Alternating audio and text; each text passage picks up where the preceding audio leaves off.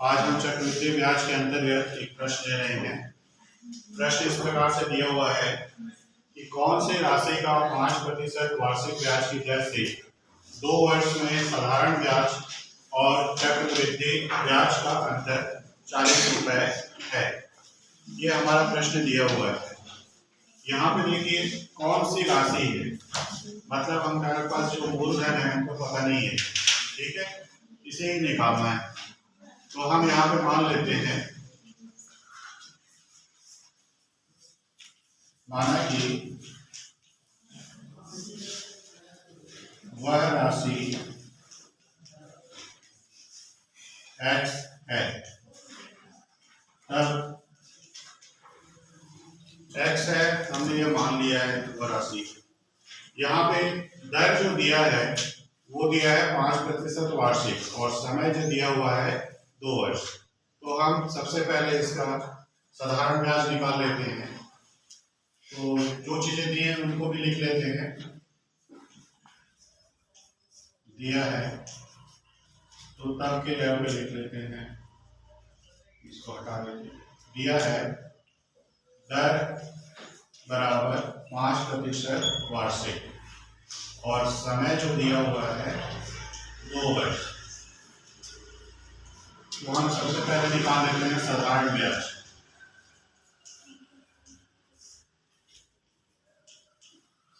साधारण ब्याज का सूत्र आप सभी को पता है, मूलधन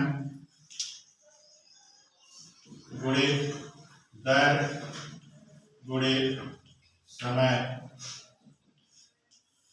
बटे 100।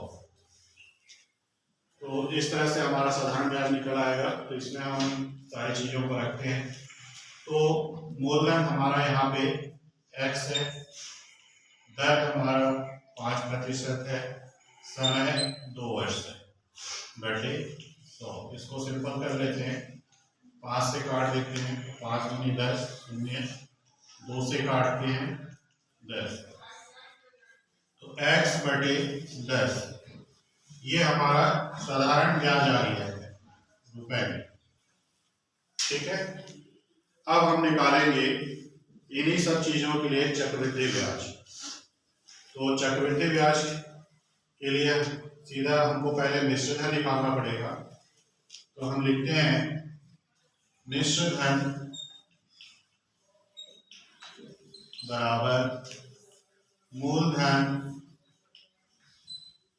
गुणित एक धन दर बटे 100 घात समय।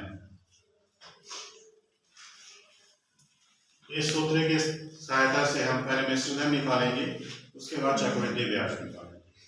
तो इसमें मान रखते हैं मिश्र धन बराबर मूलधन हमारा x है, दर 5% है और समय 2 वर्ष है। इसको हल कर लेते हैं तो हमें मिल जाएगा मिश्र धन बराबर x गुणे 20 और 21 बटे 30 की घात 2। तो इस तरह से हमारे पास मिश्र धन आएगा। इसको थोड़ा सा और सिंपल कर लेते हैं, x गुणे 21 गुणे 21 बटे 20 गुणे 30। तो ये आ जाएगा x गुणे 21 का 21 में गुणा कर लेंगे तो हमको मिलेगा 441 और 20 का 20 में गुणा करेंगे तो हमको मिल जाएगा 400। तो इस तरह से हमारा यहाँ पे मिश्र धन निकला है। हमको क्या चाहिए? चक्रवृद्धि ब्याज चाहिए। तो चक्रवृद्धि ब्याज के लिए हमारे पास जो सूत्र है उसका उपयोग करेंगे। चक्रवृद्धि ब्याज बराबर मिश्र धन ऋण मूलधन। तो यहाँ पे देखिए मिश्र धन अभी हमने निकाला है, तो ये आया है 441 x बटे 400 और मूलधन कितना माना हमने x हो गया। इसको लघुत्तम लेके हल कर लेते हैं। तो यहाँ आ जाएगा लघुत्तम इसका 400, ये हो जाएगा 441x ऋण 400x, तो ये घट के हो जाएगा 41x बटे 400। ये हमारा चक्रवृद्धि ब्याज आ गया और साधारण ब्याज हमने पहले निकाला है तो x बटे 10 आया। प्रश्न में आगे देखिए, आगे हमको बता रहा है कि साधारण ब्याज और चक्रवृद्धि ब्याज इनका जो अंतर है वो 40 रुपए है। ठीक है, साधारण ब्याज और चक्रवृद्धि ब्याज का अंतर कितना है? 40 रुपए है। तो इस अंतर को हम देखते हैं। अब देखिए, एक चीज आप ध्यान रखिए, साधारण ब्याज क्या होता है? केवल मूलधन पर ही गणना होती है। चक्रवृद्धि ब्याज में क्या होता है? मूलधन फिर 1 साल का जो ब्याज होगा या जितने समय पीरियड के लिए हमारा दर दिया होगा उतना ब्याज फिर जुड़ जाता है और अगले साल के लिए, अगले समय के लिए वो फिर से क्या हो जाता है? मूलधन होता है। तो 1 वर्ष के लिए अगर हम साधारण ब्याज और 1 वर्ष के लिए चक्रवृद्धि ब्याज निकालते हैं तो दोनों का मान बराबर आता है। लेकिन अगर 1 वर्ष से अधिक के लिए हम निकालेंगे तो चक्रवृद्धि ब्याज का मान हमारा ज्यादा है। इसलिए हम क्या करेंगे? चक्रवृद्धि ब्याज में से साधारण ब्याज को घटाते हैं। यहाँ पे देखिए, चक्रवृद्धि ब्याज ऋण साधारण ब्याज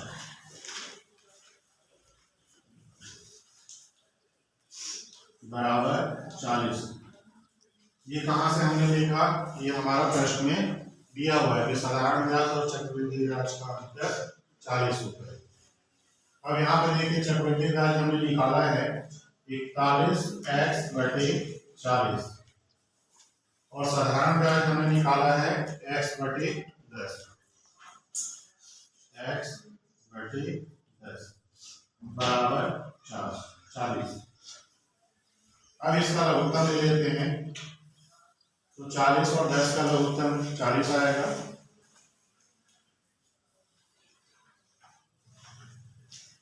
इस 40 से इस 40 से भाग देंगे, 1 आएगा, 1 का गुणा करेंगे तो 41x हो गया ऋण, इस 40 में इस 10 का भाग दिए 4 बार आएगा, 4 का गुणा x से कर देंगे 4x हो गया और यहाँ पे कितना हो जाएगा? 40। ठीक है, अभी हमने क्या किया है? क्या काम किया है कि चक्रवृद्धि ब्याज और साधारण ब्याज, अच्छा एक चीज गलत हो गया है, यहाँ पे 41 बटे 400 है, हमने यहाँ 40 लिखा है, तो इसका लघुत्तम 40 आएगा, ये 400 आएगा और ये यहाँ पे क्या होगा? 10 से भाग देंगे तो 40 बार में जाएगा, 40 का गुणा हो जाएगा x, यहाँ पे 40x। हमने यहाँ पे क्या काम किया है? प्रश्न का अप्रोच देखिए, कौन सी राशि 5% वार्षिक ब्याज की दर से 2 वर्ष में साधारण ब्याज और चक्रवृद्धि ब्याज का अंतर 40 रुपए। पहले तो हमको जो निकालना है वो शुरू में ही पूछ रहा है, तो इसी को हमने मान लिया है। अब इसमें देखिए, हमको 2 चीज पूछ रहा है, साधारण ब्याज और चक्रवृद्धि ब्याज। तो हमने सबसे पहले क्या करना किया? साधारण ब्याज के सूत्र से साधारण ब्याज निकाल लिया, फिर चक्रवृद्धि ब्याज निकालना था तो सीधे हमारे पास सूत्र न होने के कारण हमने क्या काम किया? मिश्र धन निकाला उसका। मिश्र धन निकालने के बाद चक्रवृद्धि ब्याज निकाला। अब प्रश्न क्या बोल रहा है? इन दोनों का अंतर 40 रुपए, तो इन दोनों का अंतर को हम 40 रुपए के बराबर रखते और उसमें हम चक्रवृद्धि ब्याज का जो भी मान हमको मिला उसको रखे हैं और साधारण ब्याज का जो मान मिला है उसको रखते हैं। अब इसको हम हल करते हैं, तो यहाँ पे देखिए 41x में से 40x घट जाएगा तो हमारे पास बचेगा x और बटे में 400 बराबर 40। सीधे गुणा कर लेते हैं, x बराबर आ जाएगा 400 गुणे 40, इसको गुणा कर लें तो 3 शून्य लग जाएगा, 4 का गुना करें, 4 चौक 16। एक्स का मान रुपए का आएगा, तो हमारा एक्स का मान आ गया है 16,000 रुपए। अर्थात इस प्रश्न के शर्तों के अनुसार जो राशि हमको निकालना था वो निकला है 16,000